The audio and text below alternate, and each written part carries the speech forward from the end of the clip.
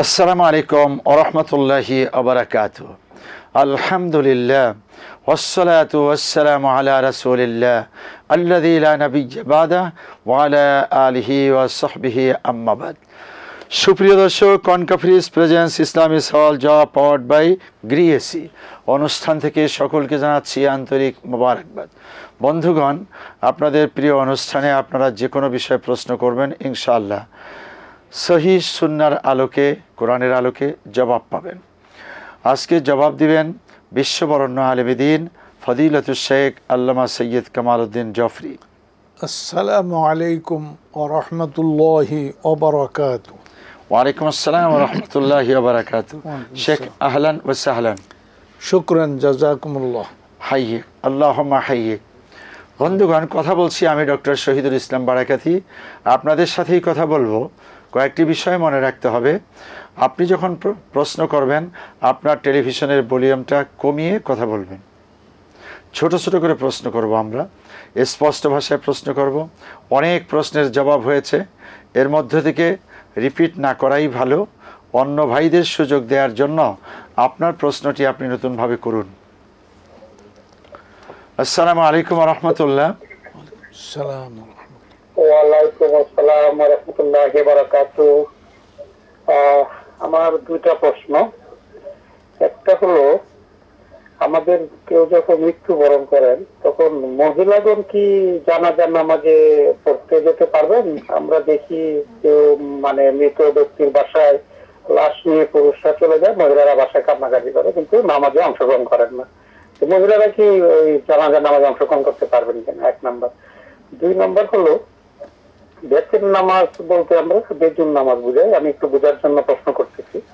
সেটা হলো, আমরা মাগরিবের নামাজ 3 ওয়াক্ত ফরজ নামাজ পড়ছি, তারপরে এশার নামাজ 4 রাকাত পড়ছি, সাথে সুন্নাত নামাজ পড়ছি জোর জোর করে, কিন্তু শুধু মাগরিবের নামাজটা 3 রাকাত। তো এখানে কি বেজুর হয়ে গেল না? যে আমরা যে পরে আবার বেজুর করি, বেতন করি নামাজটা, এটা কি এই নামাজের সাথে সংশ্লিষ্ট, নাকি ওটা ওই আমরা যদি রাত্রে তাহাজ্জুদের নামাজ পড়ি ওইটাকে বেজুর করার জন্য করি?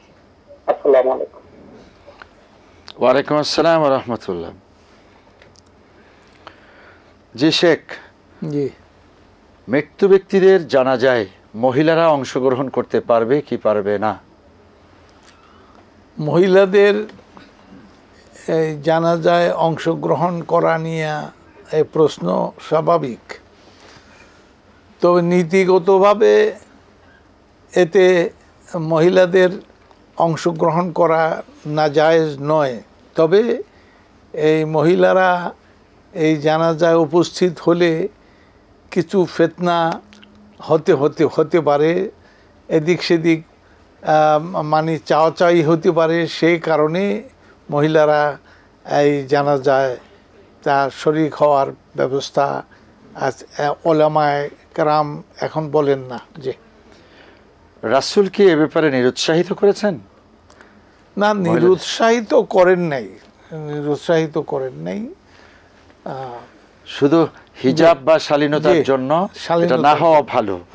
আচ্ছা, কান্নাকাটি করে যে বাসায় বসে, কান্না, মহিলার তা আবেগ তাড়িত হয়, সেই জন্য ওই পরিবেশ রক্ষা করার জন্য এটা। জি শেখ, আসবো আপনার কাছে, যেতে হচ্ছে একটা বিরতিতে। প্রিয় দর্শক, আমরা দেখতে পাচ্ছি কনকাফ্রিজ প্রেজেন্স ইসলামী সওয়াল জবাব পাওয়ার্ড বাই গ্রিএসি অনুষ্ঠানে এ পর্যায়ে বিরতি, সঙ্গেই থাকুন।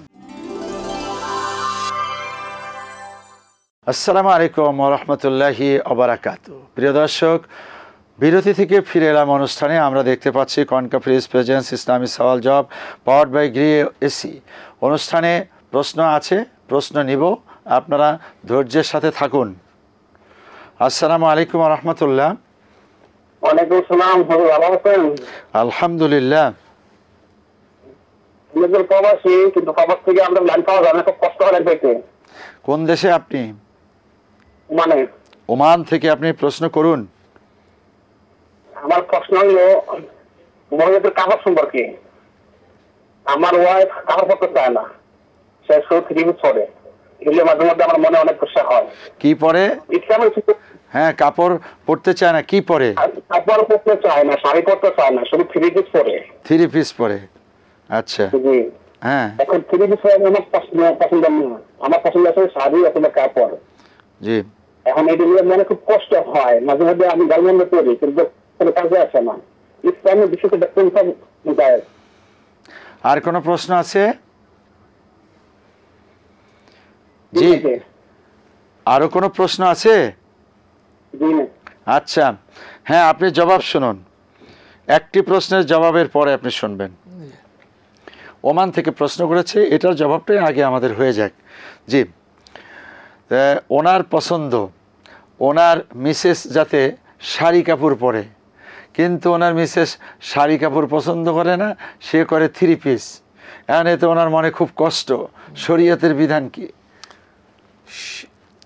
আসলে তার স্ত্রীর যে পছন্দ, সেই পছন্দটা মাশাআল্লাহ শরিয়া অনুযায়ী, কারণ থ্রি পিস সুন্দর বেশি শাড়ির চাইতে।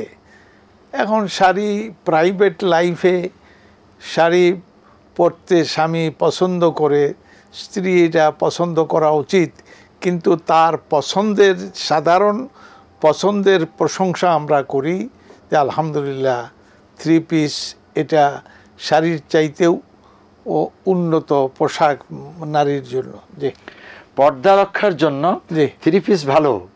আপনি মন খারাপ করতেছেন, খারাপ না করে দুইজনের একটা আন্ডারস্ট্যান্ডিং এর মধ্যে থাকুন, মহব্বতের মধ্যে থাকুন। উনি যেটা পছন্দ করে সেটা হলো শরীয়ত বেশি পছন্দ করে, শেখ বলছেন।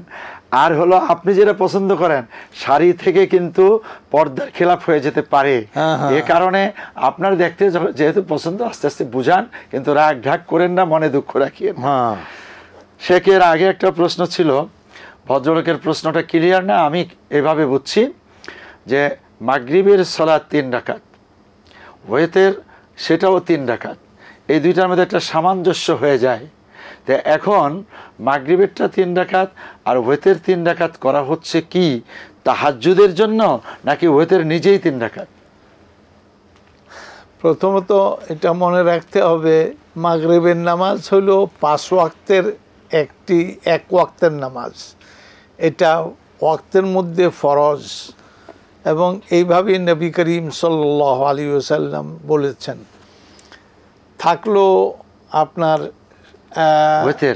ওয়েতের, জি, ওয়েতের এই ওয়াক্তিয়া নামাজের মতো ফরজ নয়, সুতরাং সেই হিসাবে সমমান চিন্তা করা উচিত না। তবে শরীয়ত যেভাবে বলে এটাই সুন্দর, এটাই আমার মন মগজ গ্রহণ করা উচিত। আল্লাহ তাআলা তৌফিক দান করে। আমিন। শেখ, ওয়েতের তো 1 রাকাতও পড়া যায়, জি, আবার 3 রাকাতের দলিল। জি, অতএব এটা নিয়ে আপনি কনফিউজড থাকবেন না। আসসালামু আলাইকুম ওয়া রাহমাতুল্লাহ। ওয়া আলাইকুম আসসালাম। আমি মামুন বলছি নওগাঁ থেকে। জি, জি, আমি কয়েকটা প্রশ্ন করব। 1 নম্বর প্রশ্ন হলো যে আমরা জুমার যে 2 রাকাত ফরজ নামাজ পড়ি জুমার দিনে, তো ওই 2 রাকাত ফরজের আগে আমরা কত রাকাত করে পড়বো, আর 2 রাকাত ফরজের পরে কত রাকাত করে পড়বো?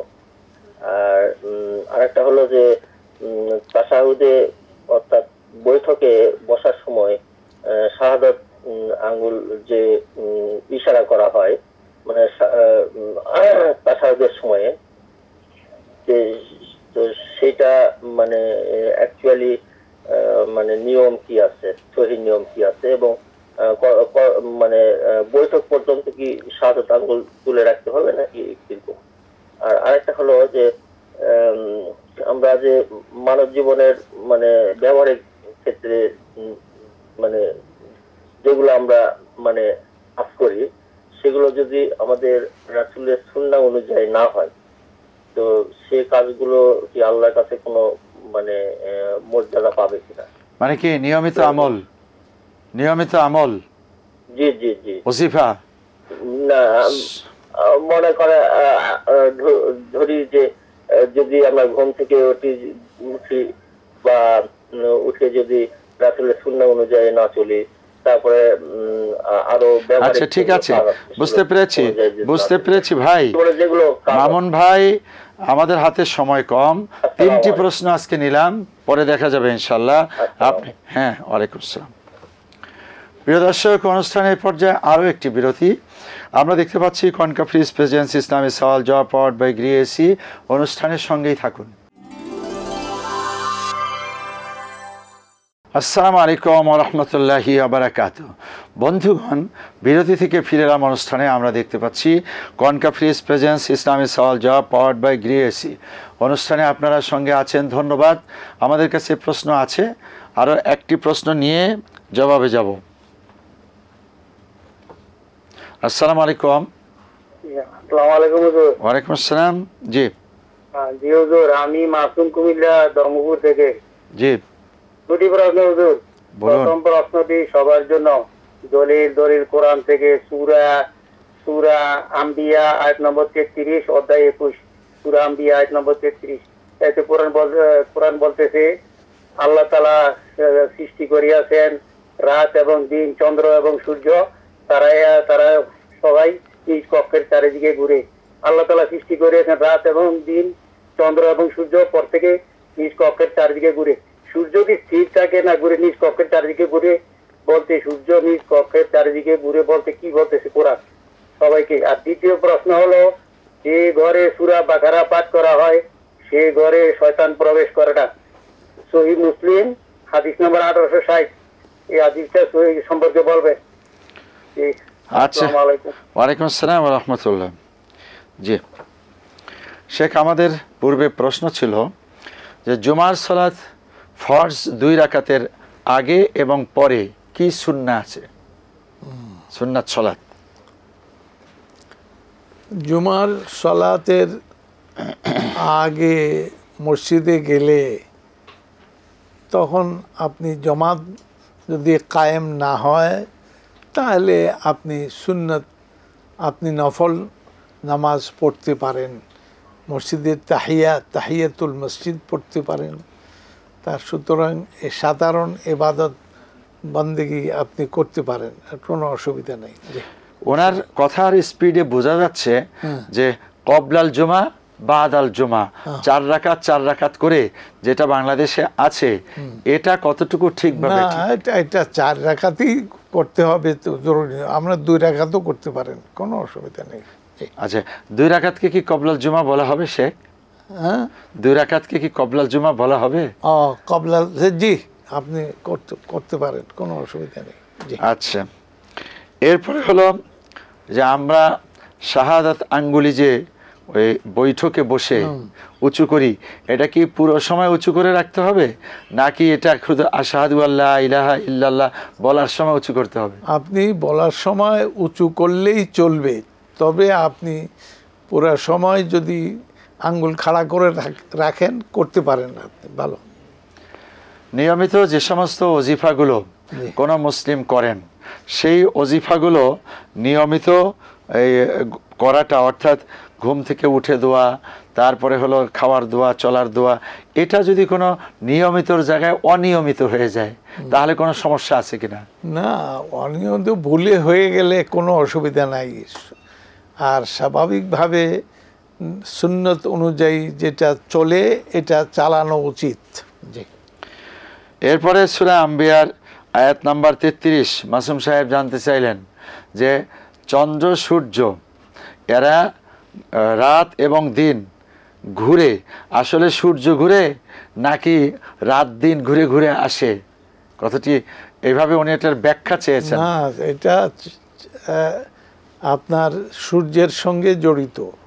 সূর্য ঘুরে বলে এটা ঘুরন্ত অবস্থায় একবার আড়ালে চলে যায়, আরেকবার প্রকাশ্যে আসে। তো প্রকাশ্যে যখন আসে তখন দিন হয়, আর আড়ালে চলে গেলে রাত হয়। যে হ্যাঁ, এর সঙ্গেই জড়িত করেছেন আল্লাহ তাআলা। শেখ এর সাথে সূরা ইয়াসিনে তো আছে কুল্লুন ফি ফালাকি ইয়াসবাহুন জি। ওয়াশ-শামসু তাজরি লিমুস্তাকাররিন লাহা যালিকা তাকদীরুল আজিজিল আলিম ওয়াল কামারা কদ্দারনাহু মানাজিলা হাত্তা আদা কাল উরজুনিল কদিম লাশ-শামসু ইয়ানবাগি লাহা আন তুদরিকাল কামারা ওয়ালাল লাইলু সাবিকুন নাহারি ওয়া কুল্লুন ফি ফালাকি ইয়াসবাহুন। প্রত্যেকেই ঘুরে এটার উপরই ইয়াকিন রাখুন। আজকে সময় নেই, আপনার আরেকটা প্রশ্নের জবাব পরবর্তীতে দেওয়া হবে ইনশাআল্লাহ। শেখ আপনাকে জাযাকুমুল্লাহ খাইর। শুকরান। প্রিয় দর্শক, আজ তাহলে এ পর্যন্ত। আসসালামু আলাইকুম ওয়া রাহমাতুল্লাহি ওয়া বারাকাতুহু।